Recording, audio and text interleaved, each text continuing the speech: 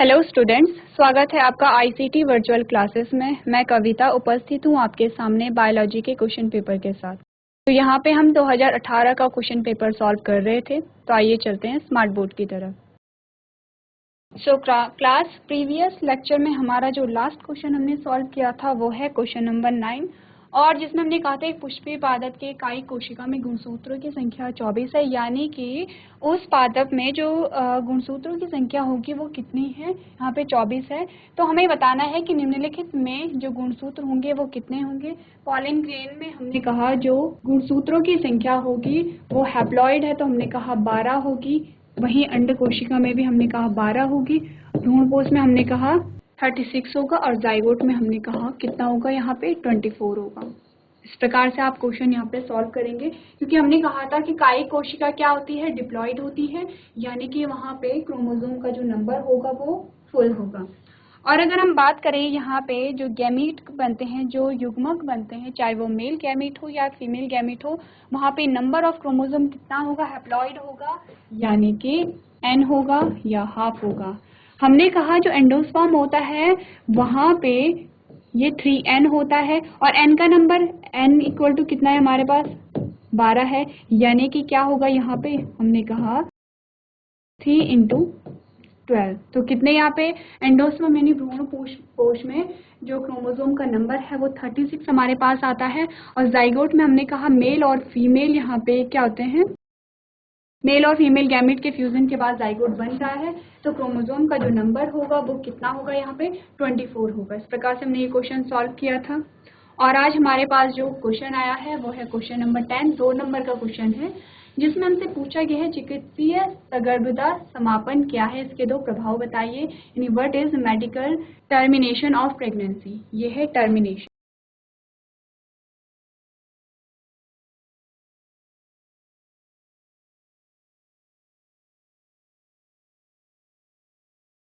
यानी कि एमटीपी क्या है, इसके 2 इम्पैक्ट हमें बताने हैं। तो सबसे पहले हम देख लेते हैं मेडिकल टर्मिनेशन ऑफ प्रेगनेंसी, यानी कि MTP is a voluntary or a intentional termination of pregnancy before full terms.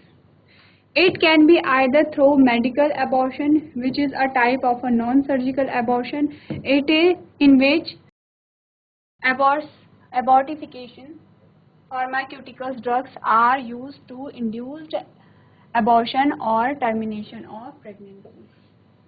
जैसे कि यहाँ पे नाम ही इंडिकेट कर रहा है कि ये क्या है, टर्मिनेशन है प्रेगनेंसी का। तो ये किस किस के द्वारा होता है, या तो यहाँ पे एबॉर्शन होगा, यहाँ पे नॉन सर्जिकल एबॉर्शन होता है जिसके द्वारा यहाँ पे एमटीपी किया जाता है। और यहाँ पे हमने क्या देखा, pharmaceutical drugs are used to induce the abortion of a termination of a pregnancy.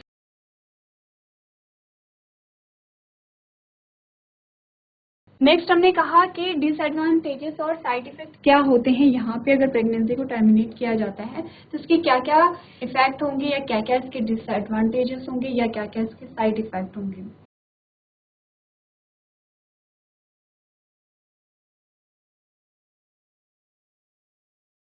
तो सबसे पहला हमने क्या देखा, हमने कहा excessive bleeding is must when it comes to a medical abortion. Signs of nausea, vomiting, fever and chills are also common. यानी कि क्या होता है, एक्सेसिव ब्लीडिंग होती है, उससे क्या होता है, वॉमिटिंग हो सकता है, फीवर हो सकता है। नेक्स्ट हमने कहा infection and inflammatory disorders in the pelvic area, जो पेल्विक रीजन है वहाँ पे क्या इन्फेक्शन हो सकता है। नेक्स्ट हमने क्या कहा, the occurrence of a blood clot in the uterus is also observe in the most of cases. देखिए क्या क्या यहाँ पे प्रॉब्लम आ सकती है, हमने कहा वॉमिटिंग और फीवर हो सकता है, प्यूबिक जो एरिया है वहाँ पे स्वेलिंग आ सकती है, और यूट्रस में ब्लड की क्लॉटिंग हो सकती है, यानी कि जो रक्त है वो वहाँ पे जम सकता है। प्रकार से हमने अपना क्वेश्चन यहाँ पे किया। और नेक्स्ट हमारे पास जो क्वेश्चन आया है और में आया है, देखिए या तो आप ये वाला क्वेश्चन सॉल्व कर लीजिए, या फिर और में हमारे पास अथवा में जो क्वेश्चन आया है उसमें कहा है जनसंख्या विस्फोट क्या है, जनसंख्या वृद्धि को नियंत्रित करने के 2 उपाय बताइए।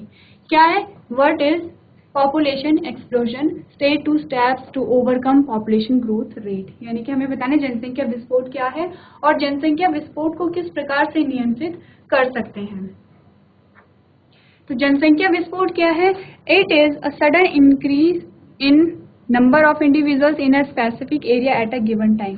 देखिए क्या है जनसंख्या विस्फोट, क्या है, कोई एक पर्टिकुलर रीजन है, वहां पे एक पर्टिकुलर टाइम में, फॉर एग्जाम्पल हम एग्जाम्पल के तौर पे ऐसे देख सकते हैं, आपका एक गांव है और आपके गांव में गिवन टाइम में एक साल में जो जनसंख्या में कितनी वृद्धि हुई है उसे ही हम यहाँ पे क्या कह रहे हैं, जनसंख्या विस्फोट कह रहे हैं। नेक्स्ट हमने क्या देखा है, population explosion is the cause of a serious concern of all of us. अब देखिए जनसंख्या, जैसे जैसे जनसंख्या वृद्धि हो रही है ये हमारे लिए कंसर्न का टॉपिक है, क्योंकि जनसंख्या बढ़ रही है तो क्या होगी, डिमांड बढ़ेगी, अलग अलग जो डिमांड है वो हमारी बढ़ेगी, फूड से रिलेटेड होगा और जो भी हम डेली यूज में चीजें यूज करते हैं सारी ही चीजों की वहाँ पे डिमांड बढ़ेगी, तो प्रोडक्शन भी हमें बढ़ाना पड़ेगा। इस प्रकार से क्या है, हमें ये जो टॉपिक है इस पर ध्यान देने की आवश्यकता है।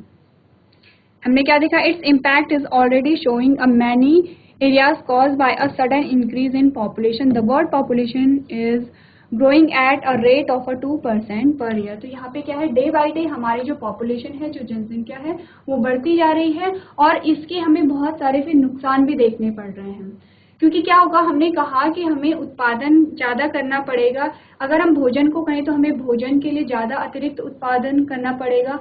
अगर हम यहाँ पे सुविधाओं की बात करें, चाहे हॉस्पिटल है, चाहे स्कूल है और चाहे यहाँ पे बिल्डिंग्स हैं बहुत सारी यहाँ पे बनेंगी, तो इससे भी नुकसान होगा। एक तो क्या हो, कंस्ट्रक्शन से जो जंगल है वो खत्म हो रहे हैं, पेड़ यहाँ पे खत्म हो रहे हैं।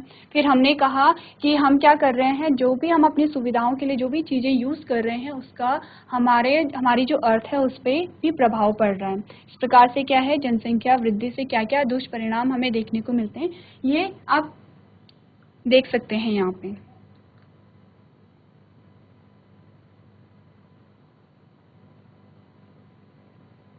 अब देखिए हमने कहा कि जनसंख्या वृद्धि को नियंत्रित करने के क्या उपाय हैं, ऐसा हम क्या कर सकते हैं जिससे कि जनसंख्या में जो वृद्धि हो रही है उसका नियंत्रण हम कर सकें। हमने कहा पहला तो क्या है, गर्भ निरोधक युक्तियों का प्रयोग हो सकता है।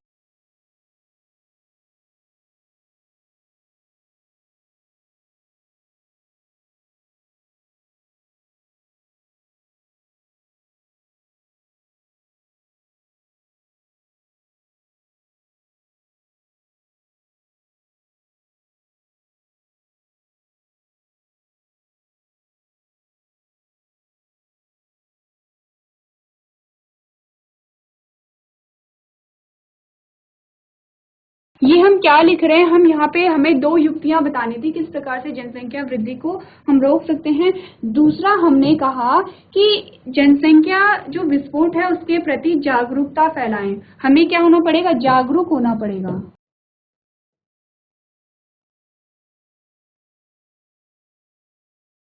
तो जागरूक होना पड़ेगा यानी हमें ये समझना पड़ेगा कि जनसंख्या वृद्धि के क्या क्या प्रभाव हैं और हमें क्या क्या इसके जो दुष्परिणाम हैं उन्हें यहाँ पे भुगतना पड़ सकता है। तो हर किसी को यहाँ पे जागरूक होने की आवश्यकता है, तब क्या होगा, यहाँ पे जनसंख्या जो वृद्धि है उसे हम कंट्रोल कर सकते हैं।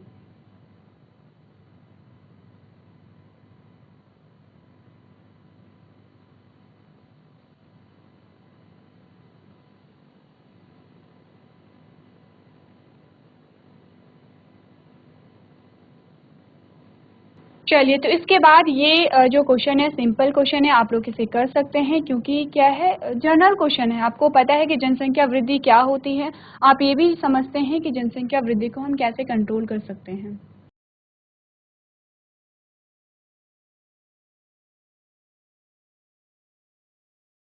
चलिए हमारे पास जो नेक्स्ट क्वेश्चन आता है वो है क्वेश्चन नंबर 11 और जिसमें हमसे पूछा गया अनुकूली विकिरण क्या है, उदाहरण देकर समझाइए, यानी what is adaptive radiation, explain with example. हमें बताना है अनुकूली विकिरण क्या होता है, अडप्टिव रेडिएशन क्या होता है। तो अडप्टिव रेडिएशन को हम कैसे समझते हैं, हमने कहा कि कोई एक जाति है, कोई जीव है, एक जाति है और उस जाति के जो जीव हैं वो पहले किसी एक रीजन में रहते थे, यानी किसी एक जगह पे रहते थे। उसके बाद उन्होंने क्या किया कि वहाँ पे उस जगह से कहीं और वो चले गए हैं। तो जब वो कहीं और जाते तो हमने क्या कहा है, हमने कहा है हर जगह का जो इन्वायरमेंट होता है, जो वातावरण होता है वो अलग अलग होता है। अगर हम पहाड़ों की बात करें तो हमने कहा पहाड़ों में गर्मी कम होती है और वहाँ पे जो सर्दी का जो मौसम होता है वो बना रहता है। अगर हम प्लेन्स की बात करें, मैदानी क्षेत्र की बात करें, हमने कहा वहाँ पे गर्मी अधिक होती है। इस प्रकार से क्या होता है, यहाँ पे जो इन्वायरमेंट है वो अलग अलग होता है, अलग अलग भौगोलिक क्षेत्र में।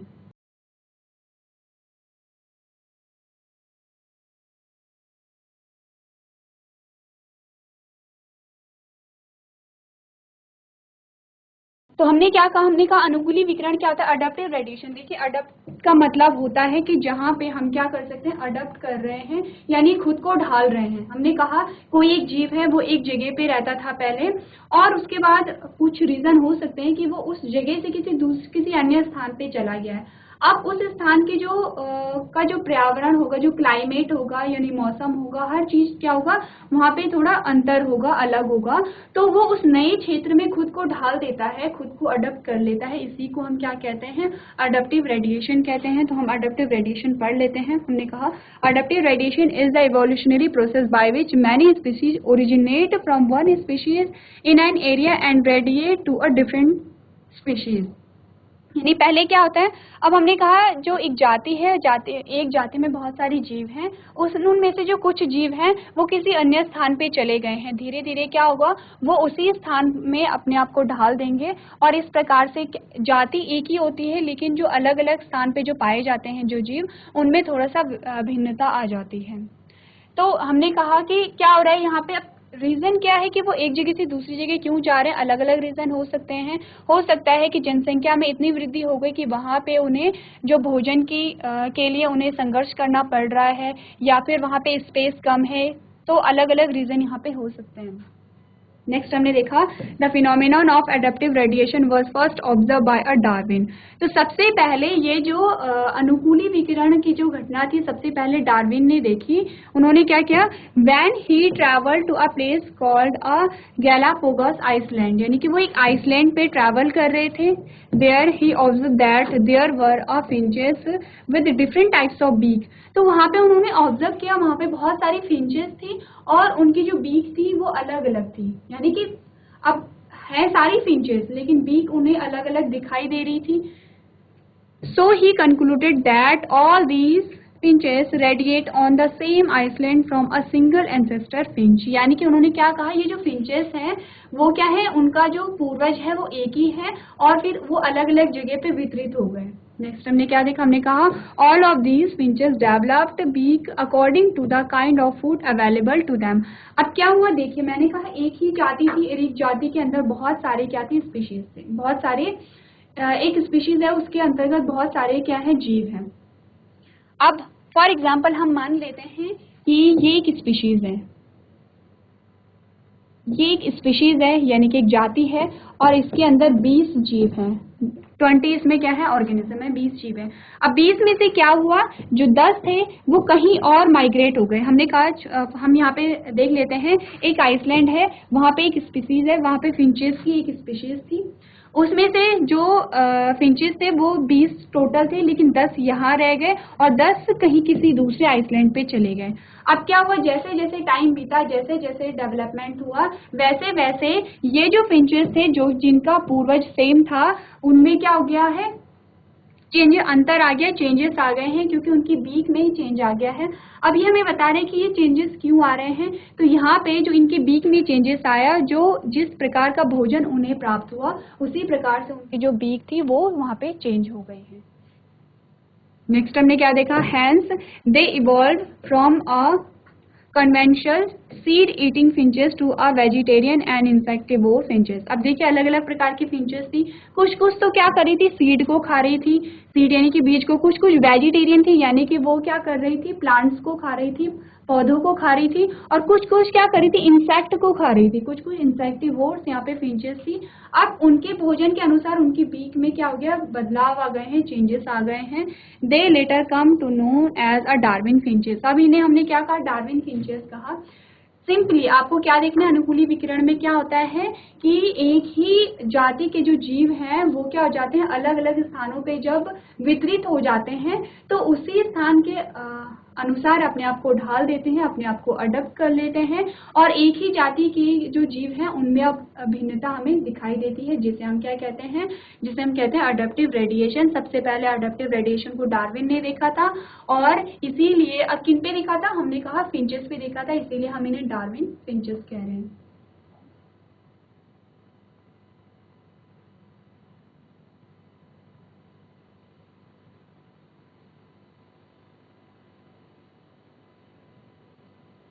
चलिए इसके बाद जो नेक्स्ट हमारे पास क्वेश्चन आएगा वो है क्वेश्चन नंबर 12। और क्वेश्चन नंबर 12 आपको आना ही चाहिए क्योंकि ये चीज़ें हम बहुत पहले से पढ़ते आ रहे हैं। हमारे पास जो क्वेश्चन है 2 नंबर का है। हमसे पूछा गया मलेरिया व सामान्य जुकाम फैलाने वाले जीवों का नाम लिखिए, यानी write the name of malaria and cough causing organism. सोचिए कि क्या होगा, मलेरिया किससे फैलता है या फिर किससे होता है, और जो सामान्य जो जुकाम होता है वो किससे होता है, ये आपको आना चाहिए। बहुत सिंपल क्वेश्चन है।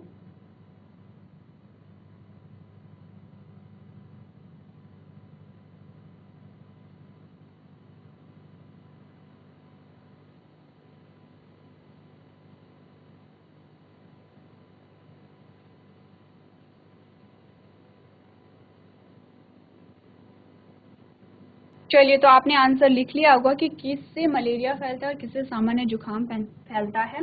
सबसे पहले हम बात कर लेते हैं किसकी, मलेरिया की। पहला जो हमारे पास है वो है मलेरिया,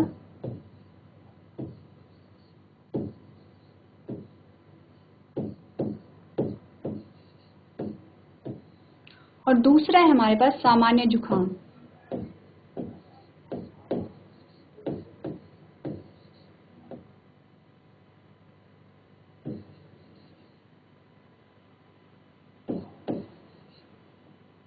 तो मलेरिया जो फैलता है वो हमने पढ़ा था प्लाज्मोडियम से।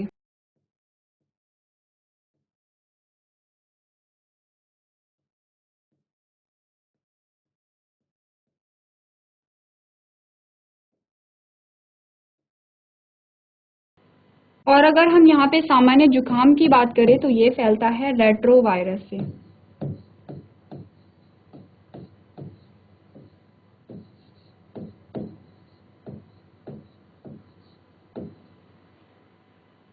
चलिए ये जिसे पता नहीं है वो नोट करेंगे क्योंकि इम्पॉर्टेंट क्वेश्चन है, आ जाता है। और ये हम पढ़ते आ रहे हैं 7th 8th से कि मलेरिया किससे फैल रहा है, सामान्य जुकाम किससे फैल रहा है।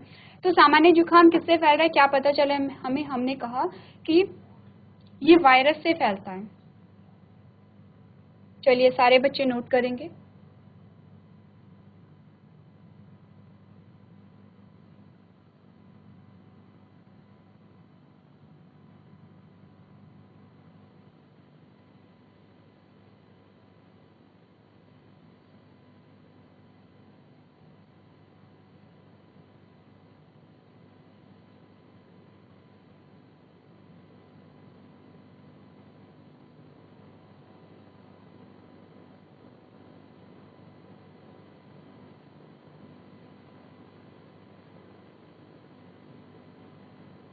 चलिए इसके बाद जो नेक्स्ट हमारे पास क्वेश्चन आता है उसमें हमसे पूछा गया है प्रतिरक्षीकरण क्या है, निष्क्रिय प्रतिरक्षीकरण का एक उदाहरण दीजिए, यानी what is immunization, give an example of passive immunization. देखिए इम्यून सिस्टम से क्वेश्चन हमारे पास आया है और हमने यहाँ पे काफ़ी सारे क्वेश्चन पेपर को सॉल्व कर लिया है। आपने देखा है कि जो क्वेश्चन है वो बहुत ज़्यादा रिपीट हो रहे हैं, यानी इम्यून सिस्टम से रिलेटेड एक न एक क्वेश्चन यहाँ पे आ रहा है।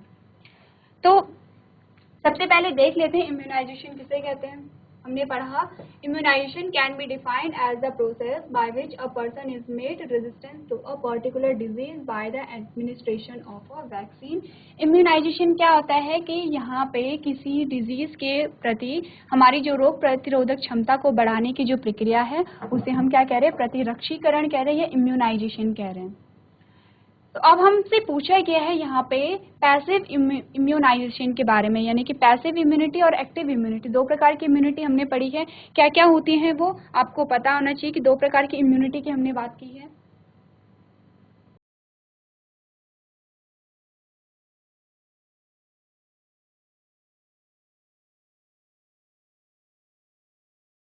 इम्यूनिटी।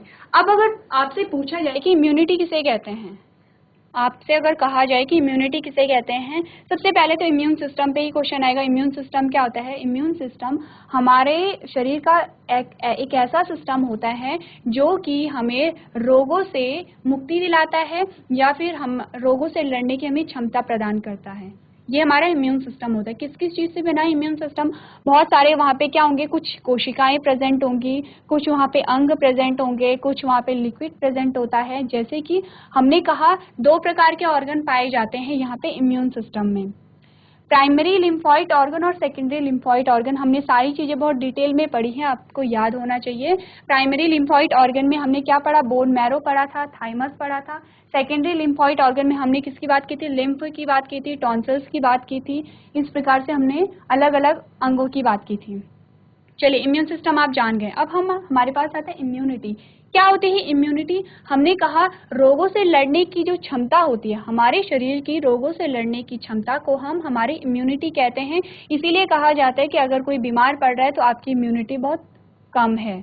अगर कोई बीमार नहीं पड़ता है हम कहते हैं आपकी इम्यूनिटी अच्छी है। इसका मतलब रोगों से लड़ने की क्षमता आपकी अच्छी है या रोगों से लड़ने की क्षमता आपकी अच्छी नहीं है, इसे हम इम्यूनिटी कहते हैं। अब इम्यूनिटी के टाइप्स आते हैं। टाइप में हमने क्या देखा था? हमने क्या कहा था? इम्यूनिटी के 2 टाइप हैं।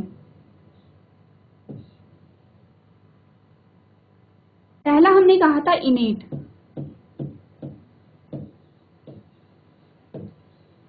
जिसे हमने कहा था जन्मजात।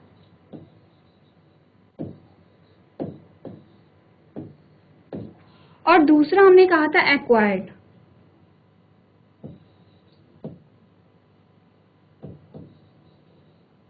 जिसे हमने कहा अर्जित।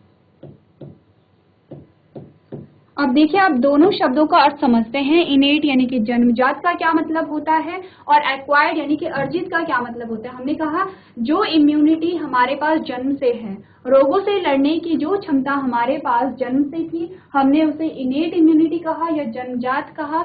और जो क्षमता हमने हमारे जन्म के पश्चात जो हमने एक्वायर की, जो हमने प्राप्त की, उसे हम क्या कहते हैं? अर्जित कहते हैं। मैं एग्जाम्पल आपको बार बार देती हूँ। अगर हम अर्जित में और देखिए, हमने कहा कि सारे जो हमारे अंग थे, हमारे हाथ पैर और जो भी हमारे इंटरनल अंग हैं, वो पहले से ही हमारे पास थे, यानी कि वो इनेट हैं।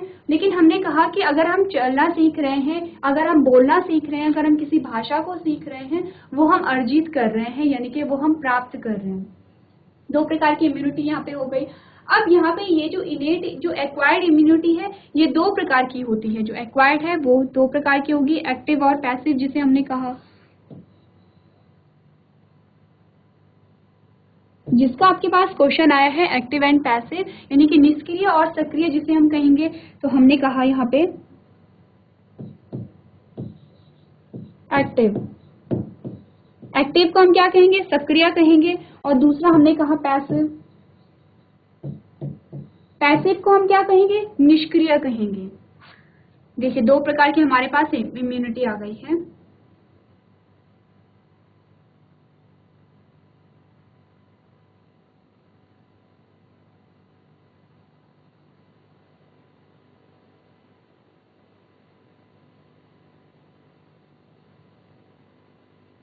तो अगर हम सबसे पहले एग्जाम्पल की भी बात कर लेते हैं, अगर हम इनेट इम्यूनिटी की एग्जाम्पल की बात करें तो हमने कहा WBC। क्या है WBC? व्हाइट ब्लड सेल्स हैं, यानी कि श्वेत रक्त कणिकाएं हैं। अब हम बात कर लेते हैं कि जो अर्जित, जो हमने जो एक्वायर्ड इम्यूनिटी हमने प्राप्त की है, वो हमने कैसे प्राप्त की है। हमने कहा अगर हम यहाँ पे एक्टिव इम्यूनिटी की बात करें तो हमने कहा जो एक्टिव इम्यूनिटी हमने अर्जित की है, जो जो शिशु है यहाँ पे, तो वो अपने माँ के दूध से जो इम्यूनिटी प्राप्त कर रहा है, उसे हम क्या कह रहे हैं? उसे हम अर्जित कह रहे हैं। और एक्टिव इम्यूनिटी है, यानी कि एक्टिव इम्यूनिटी का क्या मतलब है कि ये एक्टिव होती है हमेशा। वहीं अगर हमने पैसिव की बात की तो पैसिव जो इम्यूनिटी होती है, पैसिव इम्यूनिटी में यहाँ पे देना पड़, जैसे पैसिव इम्यूनिटी में हमने कहा यहाँ पे एक तो ब्रेस्ट मिल्क आ गया, यानी कि जो शिशु है वो दूध पी रहा है। और दूसरा हमने कहा यहाँ पे वैक्सीनेशन। यहाँ पे एग्जाम्पल में क्या आएगा? वैक्सीनेशन आएगा, यानी कि टीकाकरण आएगा।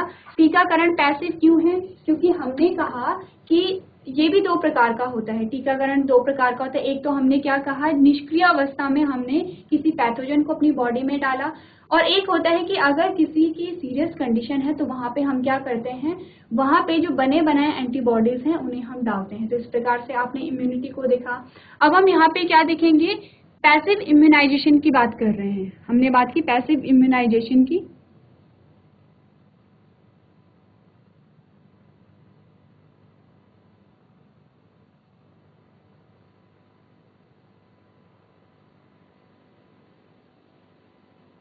और पैसिव इम्यूनाइजेशन में हमने पढ़ा, a type of a immunity that occurs when a person is given antibodies rather than making them through his और हर ऑन इम्यून सिस्टम। यानी कि जो यहाँ पे पैसिव इम्यूनाइजेशन है, यहाँ पे हम डायरेक्टली एंटीबॉडीज को दे रहे हैं। देखिए, ये बात हम बहुत बार कर चुके हैं। हमने कहा कि क्या होता है, एक तो हमारे पास जो इम्यूनिटी है वो जन्म से होती है, वो है व्हाइट ब्लड सेल्स यानी कि श्वेत रक्त कणिकाएं। ये बात सिंपल है, श्वेत रक्त कणिकाएं हमारे पास जन्म से होती हैं और ये हमारे इम्यून सिस्टम का बहुत महत्वपूर्ण अंग है। सेकंड हमने कहा एक्वायर यानी कि अर्जित हम किस प्रकार से कर रहे हैं। तो अर्जित हमने कहा वैक्सीनेशन से, टीकाकरण से हम जो इम्यूनिटी प्राप्त कर रहे हैं उसे हमने अर्जित कहा। अब कैसे कर रहे हैं, हमने कहा दो प्रकार से हम कर सकते हैं। जैसे कि पहले हम क्या कहते हैं, आपको भी बचपन में बहुत सारे टीके लगे होंगे, तो क्या होता है उनमें जो पैथोजन है, पैथोजन क्या होता है, जो बीमारी को कॉज करने के लिए रिस्पॉन्सिबल होता है, यानी कि जो बीमारी को वहाँ पे उत्पन्न कर सकता है उसे हम क्या कहते हैं, पैथोजन कह रहे हैं। अब वो कुछ भी हो सकता है, वायरस है, यहाँ पे बैक्टीरिया है, कुछ भी माइक्रोब वहाँ पे हो सकते हैं। तो हमने क्या किया, जो माइक्रोब, फॉर एग्जाम्पल एक वायरस है, वो किसी बीमारी को फैला रहा है हमारी बॉडी में, अब हमने उसी वायरस को क्या कर दिया, निष्क्रिय अवस्था में अपनी बॉडी में डाला, और जैसे ही वो हमारी बॉडी में आया, हमारे इम्यून सिस्टम एक्टिव हो जाता है, वो पहचानता है कि ये फॉरेन सेल है, और उसके बाद वो एंटीबॉडीज का निर्माण करेगा। एंटीबॉडीज के निर्माण के बाद जो पैथोजन है, वो पैथोजन को मार दिया जाएगा। ये थी सिंपल सी प्रोसेस। अब हमने कहा कि जब वही पैथोजन दोबारा हमारी बॉडी में आ रहा है, तो हमारा जो इम्यून सिस्टम है एकदम से पहचान जा रहा है, क्योंकि अब वहाँ पे मेमोरी सेल बन गई हैं, वहाँ पे एंटीबॉडीज ऑलरेडी प्रेजेंट है, वो ऑलरेडी अपना फंक्शन कर रहे हैं। ये बात हम बार बार कर चुके हैं। फिर हमने कहा जो पैसिव इम्यूनाइजेशन में हम क्या कर रहे हैं, कोई व्यक्ति है जो कि बहुत सीरियस है, उसे बहुत इमीडिएटली वहाँ पे एंटीबॉडीज चाहिए, और अगर हम यहाँ पे नेचुरली एंटीबॉडीज को अपने शरीर में बनाएंगे तो उसके लिए थोड़ा टाइम चाहिए होगा। तो हम क्या कर सकते हैं, ऑलरेडी जो बनी बनाई एंटीबॉडीज होती हैं वो हम प्रोवाइड कर देते हैं। तो यहाँ पे एग्जाम्पल क्या है, for example passive immunity occurs when a baby receive a mother's antibodies through the placenta or a breast milk. इस प्रकार से हमने क्या देखा, यहाँ पे पैसिव इम्यूनाइजेशन को देखा।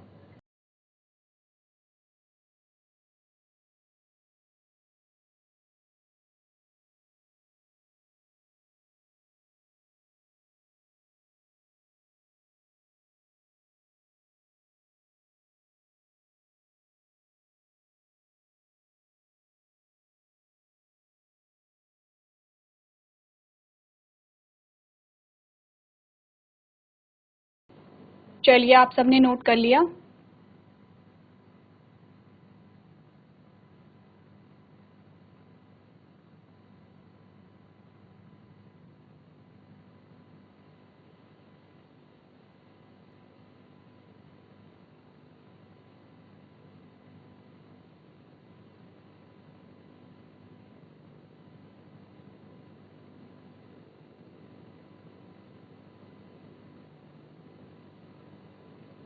ठीक है, इसके बाद जो हमारा नेक्स्ट क्वेश्चन आता है,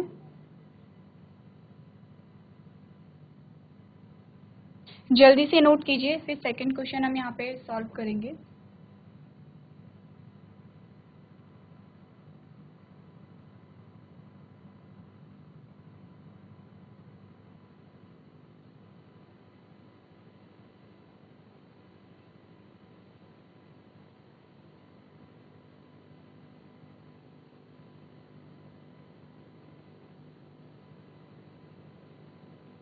चलिए, इसके बाद जो नेक्स्ट हमारे पास क्वेश्चन आएगा, दैट इज क्वेश्चन नंबर 14।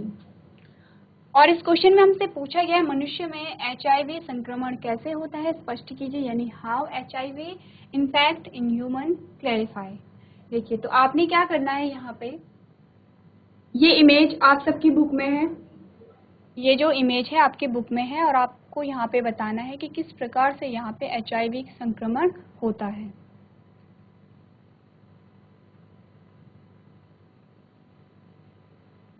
ये हमारे पास इमेज है। सबसे पहले जो HIV जो संक्रमण होता है एक वायरस के द्वारा होता है, जिसे हम क्या कहते हैं, रेट्रो वायरस कहते हैं।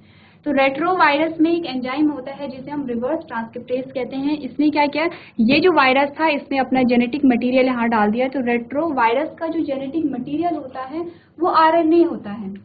अब जब यहाँ पे डाल दिया अपना जो RNA यहाँ पे डाल दिया, तो यहाँ पे एक एंजाइम होगा जिसे हम रिवर्स ट्रांसक्रिप्टेज कहते हैं। और रिवर्स ट्रांसक्रिप्टेज क्या करता है, इस RNA को DNA में कन्वर्ट कर देता है।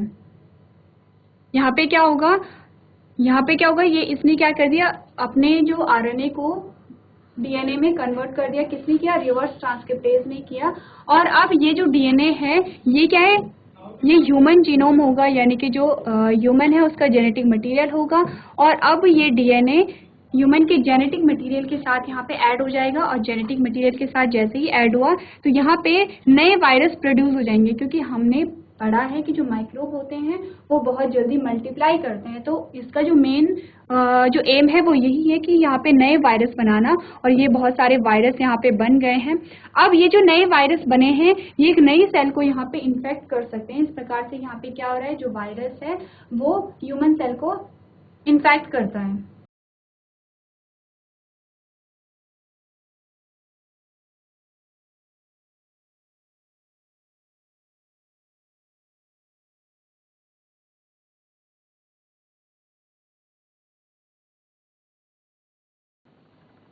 सो क्लास आज के सेशन में हम इतना ही करेंगे। अभी तक क्लास में बने रहने के लिए आपका धन्यवाद।